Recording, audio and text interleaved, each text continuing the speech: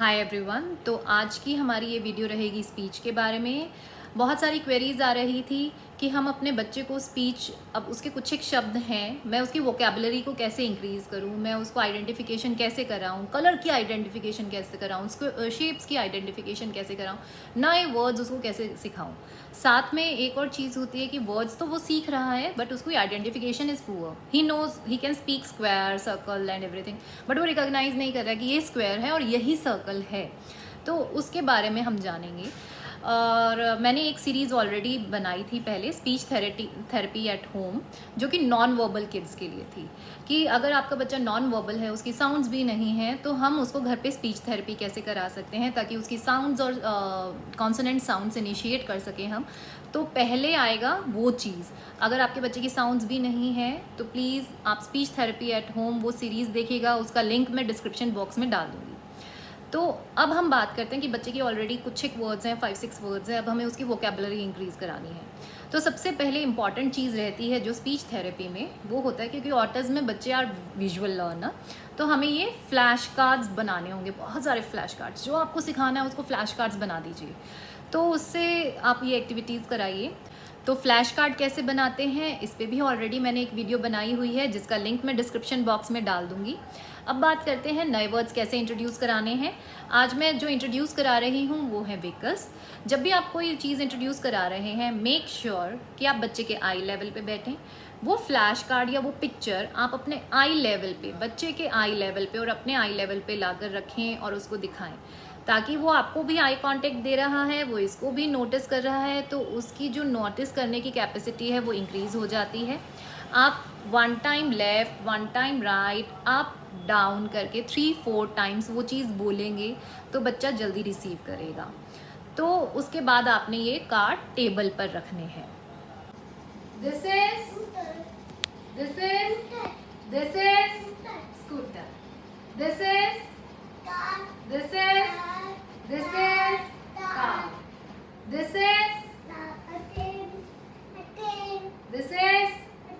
This is look here. Aeroplane. Very good. This is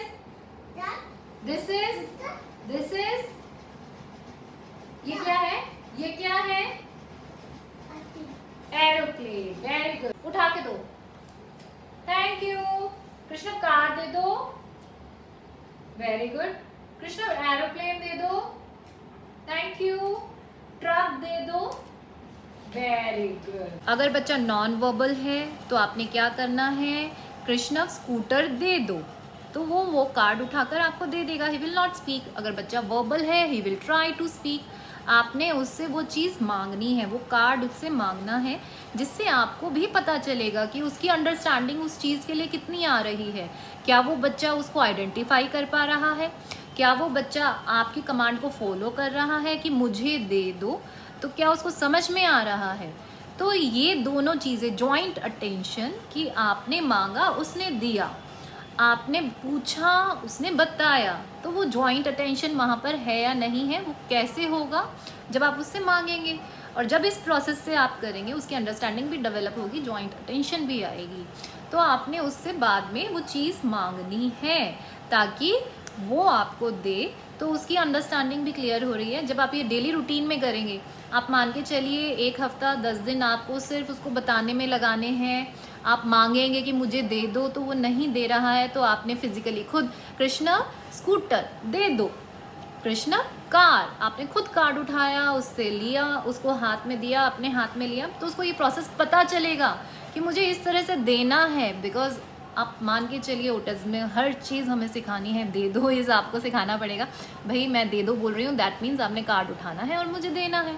तो उसके हाथ से कार्ड उठवाइए, उससे लीजिए, 10 दिन ऐसा कीजिए, 11th 12th डे उसको समझ में आएगा, दे दो, तो देने लग जाएगा। आजू। हाँ, कौन सा व्हीकल है? Name it. क्या नाम है इसका? क्या है ये कृष्णा? ये क्या है? Aeroplane. Very good. Give me the vehicle that says PP. Car. Give me the vehicle that says. हाँ, अब हमने क्या किया कि बच्चे को जब ये क्लियर हो गया कि ये व्हीकल है, this is car, this is scooter. अब आपने इसकी जो है एडजेक्टिव साथ में जोड़ने हैं, स्टेप बाय स्टेप, एक साथ मत कीजिएगा। कभी भी कोई भी चीज़ को रश मत कीजिए, टाइम लीजिए, पेशेंस रहिए। अब आपने उसके साथ एडजेक्टिव्स जोड़ने हैं ताकि उसकी स्पीच और डेवलप हो। हमें स्पीच डेवलप करनी है। अब स्टार्टिंग में मैंने स्पीच थेरेपी एट होम जो फर्स्ट सीरीज़ बनाई थी, उसमें बच्चे की पिक्चर रिकॉग्निशन से ज़्यादा मैंने उसको कराया था आजूम, कि वो साउंड निकालेगा आजूम। कार के लिए पी पी पी पी। अब बच्चे को मान लो आपने ये साउंड्स ऑलरेडी कराई हुई हैं, अब उसको कनेक्ट करना है इस पिक के साथ, उस एडजेक्टिव को, उस साउंड को, कि कार कैसी साउंड निकालती है, उसके साथ उसको रिकॉग्नाइज कराना है। तो इसके लिए हम नेक्स्ट स्टेप फर्दर, जब ये सारा प्रोसेस हो जाएगा उसके बाद फर्दर हमने क्या करना है, okay Krishna give me a vehicle, जो बोलता है करता है पी पी पी पी। तो उससे क्या हुआ कि बच्चे की थिंकिंग कैपेसिटी बढ़ा रहे हैं आप उसको कॉग्निटिवली और स्ट्रॉन्ग कर रहे हैं, क्योंकि आपने फर्स्ट कार रिकॉग्नाइज कराई, एक साउंड रिकॉग्नाइज किया और उन दोनों को इकट्ठे क्लब कर दिया। तो बच्चे का एक लिंक डेवलप करने में आप हेल्प कर रहे हैं।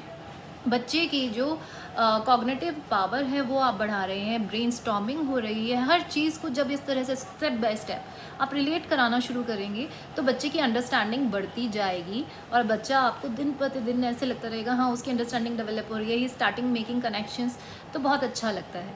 तो इसी तरह से आपने स्पीच थेरेपी घर पे करेंगे तो रिजल्ट मिलेंगे। मैं कृष्णों के साथ ऐसे ही करती हूँ, जब भी कोई भी नई चीज़ इंट्रोड्यूस करानी होती है, पहले flash card with the picture, simple noun name, कि ये होता है, उसके बाद उसका एडजेक्टिव या फिर उसके बाद उसका फंक्शन, स्टेप बाय स्टेप।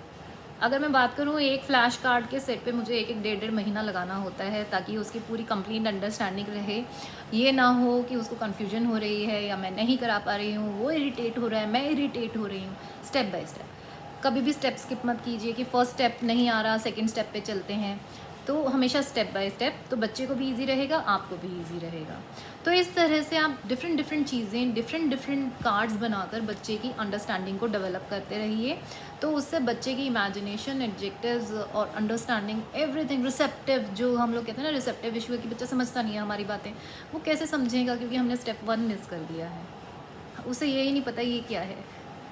तो वो चीज़ें हमने क्लियर करनी हैं और इस तरह से करेंगे तो बहुत जल्दी उसकी स्पीच में और अंडरस्टैंडिंग में डेवलपमेंट आएगी। तो इस तरह से आप स्पीच थेरेपी कोई भी कार्ड्स बनाकर कर सकते हैं।